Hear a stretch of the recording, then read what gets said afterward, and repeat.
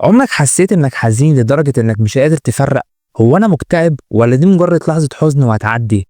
اعمل لايك واشترك في القناة وتعالى نعرف الفرق الكبير بين الحالتين، وهنشوف ازاي نفهم نفسنا ونفهم الحزن بشكل أعمق من أي مرة قبل كده. الكاتب بيقول إن مرة جاله واحد وشه مصفر وصوته مكسور وبيقول أنا مكتئب ومش عارف أعمل إيه. لكن قبل ما نحكم على نفسنا بالاكتئاب لازم نفهم الأول أعراضه، ومن أعراضه حزن مستمر طول الوقت، فقدان الشغف بأي حاجة كانت بتفرحك، مشاكل في النوم لا إما بالزيادة لا إما ساعتين تلاتة وبتقوم، عندك صعوبة في التركيز، إحساس دائم بالذنب، فقدان أو زيادة الشهية، يأس وفقدان أمل، أعراض جسدية، أفكار أو رغبة في إنهاء الحياة. الأعراض دي لازم تستمر على الأقل أسبوعين متواصلين وتكون أغلب اليوم. لو حاولت تخرج منها وما قدرتش لازم تروح لطبيب نفسي. المرض النفسي زي أي مرض عضوي محتاج علاج ومتابعة. أما الحزن فده إحساس طبيعي كلنا بنمر بيه. في وقت الحزن مخك بيبدأ يفتكر كل حاجة مؤلمة حصلت لك، وده بيحصل بسبب حاجة في علم النفس اسمها attention bias، يعني عقلك بيركز على كل حاجة تشبه إحساسك الحالي. زي لما تفكر في نوع عربية معينة فجأة تلاقيها في الشارع كتير. المخ كمان بيعمل حاجة اسمها تضخيم الألم، يخليك تحس إن الدنيا كلها هتنهار وإنك مش هتعرف تعدي المرحلة دي. الحزن شعور طبيعي، حتى سيدنا محمد صلى الله عليه وسلم قال إن القلب لا يحزن وإن العين لا تدمع ولا نقول إلا ما يرضي الله. الرسول نفسه مر بسنة سماها عام الحزن. المفتاح هنا إنك تتقبل الحزن، تفهمه وتخليه يضيف لحياتك مش ياخدها منك. في أستاذة في علم الاجتماع بتقول إنها كانت هتولد وفجأة ابنها مات وهي لسه حامل فيه. الموقف كان صادم ومؤلم، لكنها سألت نفسها هل الحزن ليه معنى؟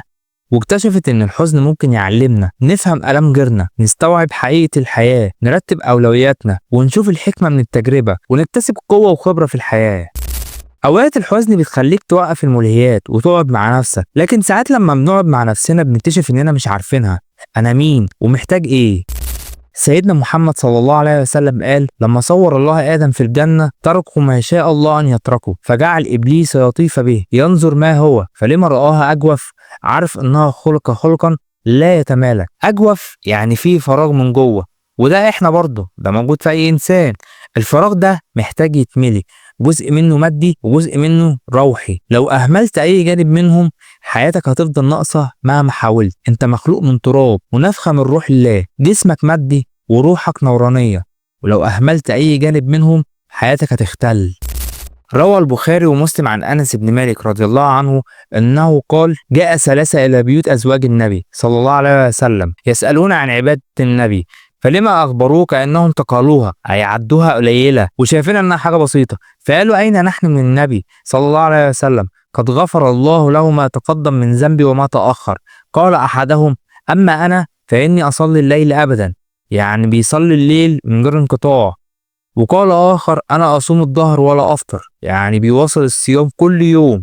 وقال آخر أنا أعتزل النساء فلا أتزوج أبدا.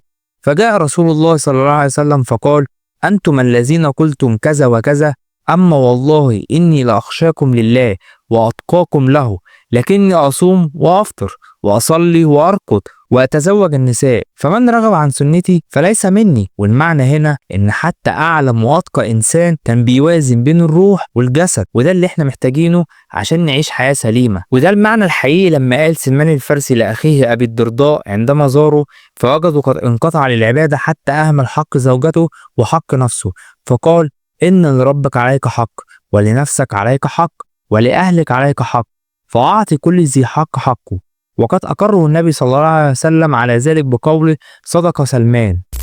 الحزن مش عدوك لكنه رسالة، افهمها وتعلم منها وسيبها تمشي، يمكن تكون هي السبب في أقوى نسخة منك. ودلوقتي قول لي انت شايف نفسك دلوقتي حزين ولا مكتئب؟ أتمنى تكون مبسوط وفي أحسن حال إن شاء الله. ما تنساش تعمل لايك وتشترك في القناة وتفعل زر الجرس عشان يوصلك كل جديد إن شاء الله. والسلام عليكم ورحمة الله وبركاته.